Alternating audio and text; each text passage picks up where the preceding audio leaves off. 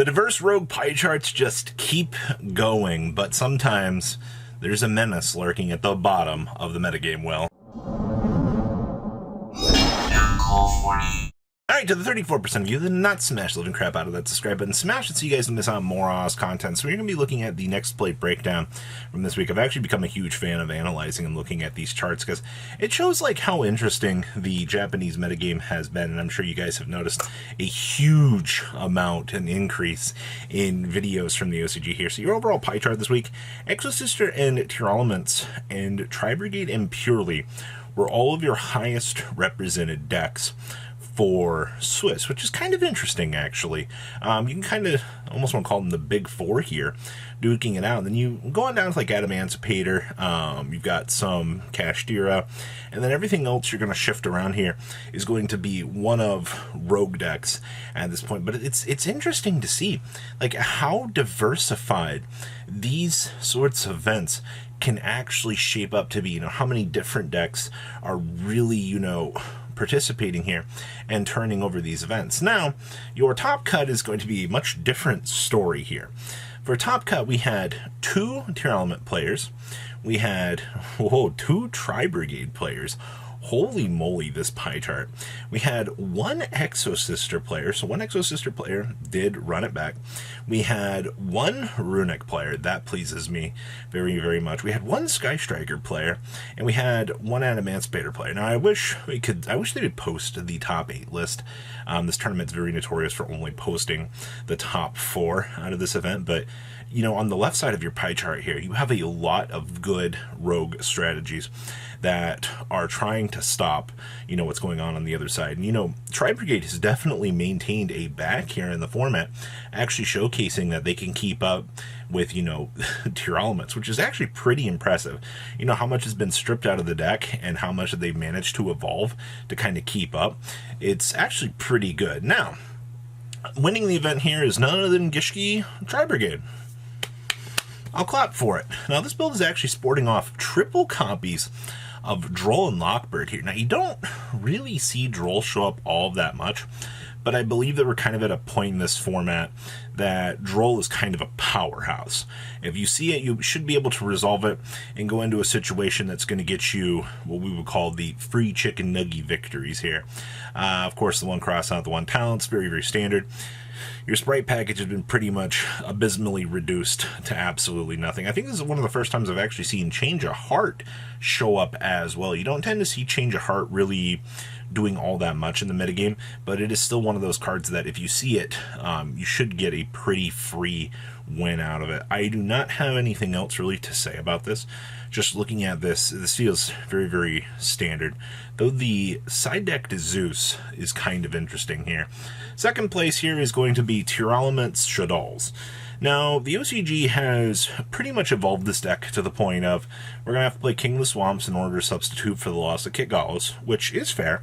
We're going to be using a lot more of Mudora and Kelbeck here, because we only have 1 Keldo and 1 Agito as it is.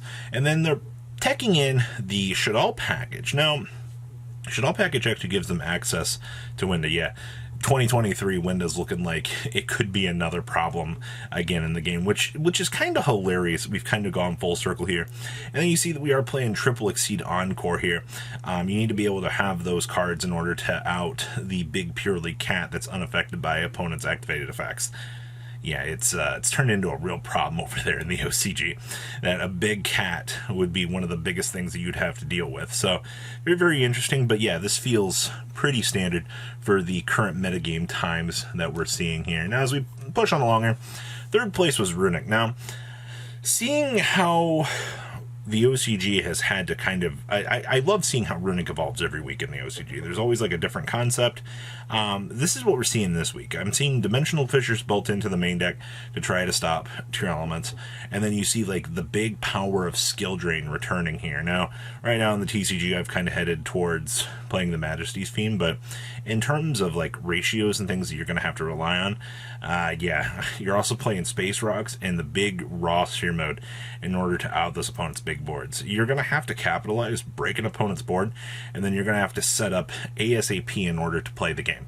If you cannot capitalize, you are going to get blown out.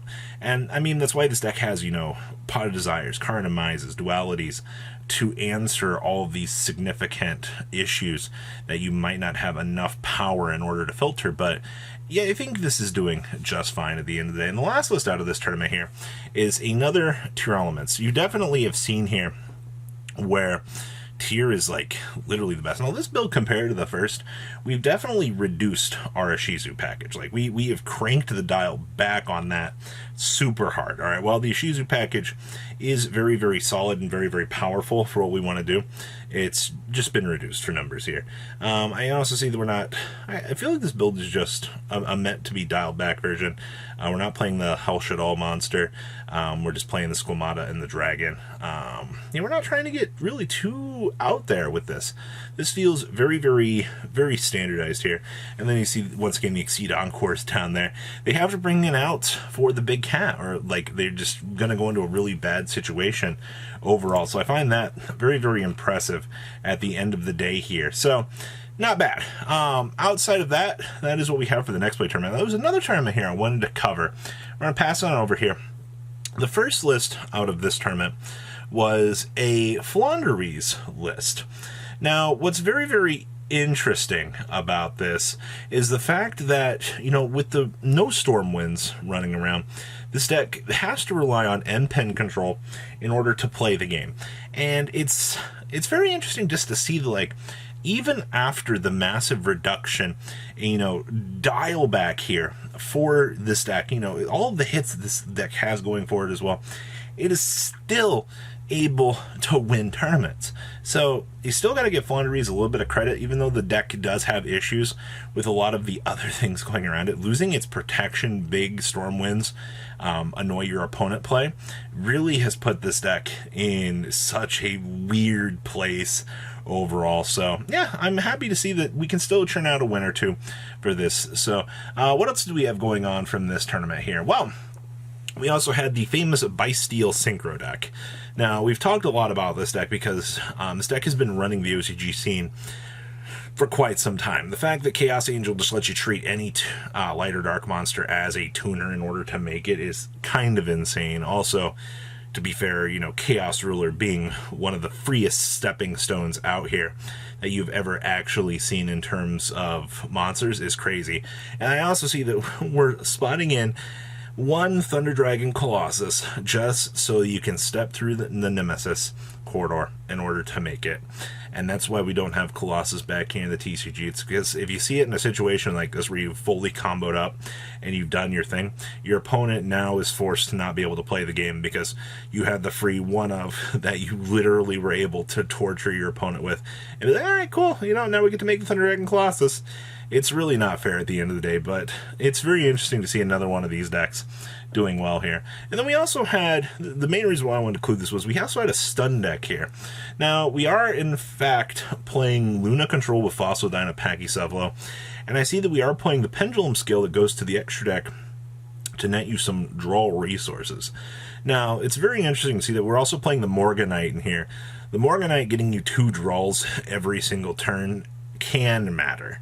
Especially for stun, needing to capitalize and play through as much advantage as they actually can in order to pressure the opponent is really, really good at the end of the day. Outside of that, I mean, macros, compulses, your trap lineup in general is going to be meant to slow down your opponent so that you can grind and actually play the game. And once again, Morganite looked like it was, a lot of people thought it was going to flop, but it has definitely walked into a lot of these builds that we kind of expected it to, and has definitely made its home, which is very, very beautiful. And the last we have out of this tournament is Dark World. I've had a lot of requests going, hey Robbie, can you showcase a Dark World deck out of the OCG? You know, you mentioned it a couple times, but what are we doing here? It's basically Danger Dark World. You know, you're going to toggle through your Danger package. Going to try to, you know, make as much of a splash as you can with this, and you're going to notice that there's a couple of extra dangers up there on the top right. Disregard that, all right? It's just the full showcase of this deck is on the left. You're going to do standard Dark World shenanigans like the TCG's been doing. So what do you guys think about these decks today. Please leave a comment down below, tell me what you guys think, and I will see your beautiful faces back here later in the day, guys. Patrons, thank you.